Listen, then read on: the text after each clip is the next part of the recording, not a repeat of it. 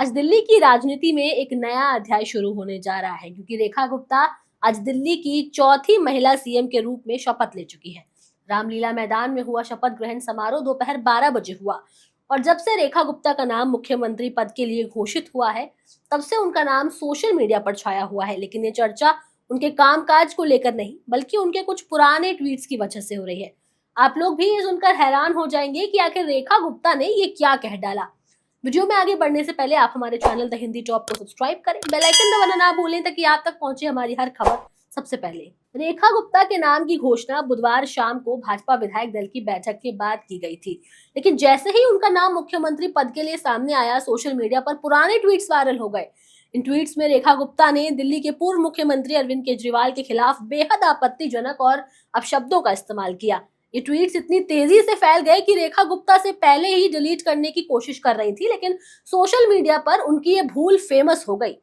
कितना शर्मनाक है ना किसी महिला का इस तरह का ट्वीट करना, खासकर जब वो किसी और नेता के बारे में अपशब्दों का इस्तेमाल करे। राजनीति अपनी जगह, लेकिन एक नेता का, खासकर एक महिला नेता का इस तरह के अपशब्दों का इस्तेमाल करना किस हद तक सही है। रेखा गुप्ता के ट्वीट में अरविंद केजरीवाल के खिलाफ बहुत ही बेकार और नकारात्मक शब्दों का इस्तेमाल किया गया।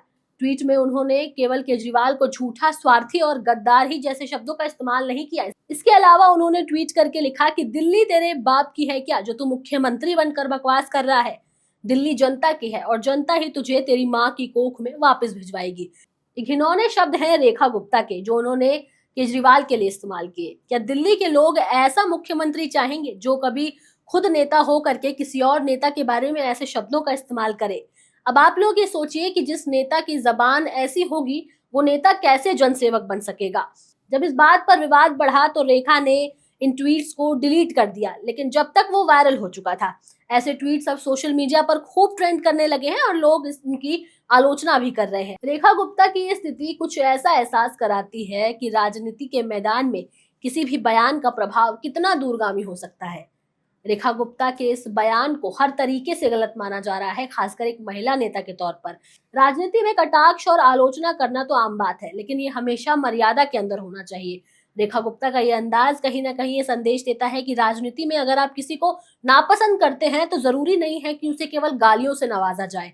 एक महिला नेता के तौर पर यह बिल्कुल भी सही नहीं है। किसी भी महिला को चाहिए कि वो अपने राजनीतिक शख्सियत को स्थापित करने के लिए ऐसी शब्दावली का इस्तेमाल ना करे जो समाज में नफरत और विभाजन को बढ़ावा दे।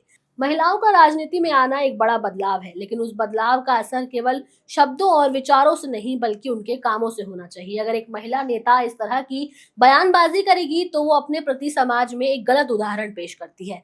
किसी भी राजनेता के लिए उसकी राजनीति और भाषा दोनों ही बहुत मायने रखते हैं। आजकल सोशल मीडिया पर सब कुछ सार्वजनिक होता है और एक ट्वीट, एक अपशब्द किसी के करियर को खा सकता है और बिगाड़ भी सकता है।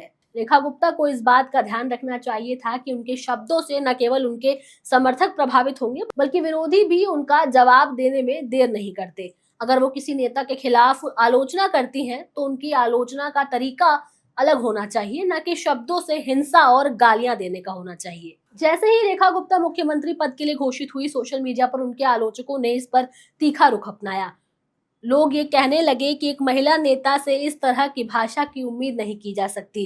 कोई भी व्यक्ति राजनीति में अपनी राय व्यक्त कर सकता है, लेकिन ये राय सौम्यता और गंभीरता के साथ होनी चाहिए।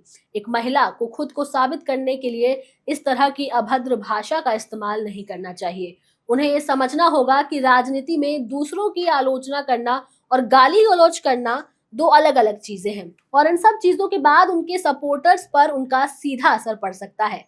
आखिरकार अब ये देखना होगा कि उनके इस ट्वीट के वायरल होने के बाद आगे क्या असर पड़ता है। बहरहाल इस वीडियो में इतना ही। कैमरामैन प्रत्युष रौनक के साथ मैं तनु चतुर्वेदी। जाते जाते आप हमें कमेंट सेक्शन में अपनी राय जरूर दें। हमारे चैनल द हिंदी टॉप को सब्सक्राइब करें। हमें एक्स यानी ट्विटर, फेसबुक और इंस्टाग्राम पर भी फॉलो करें।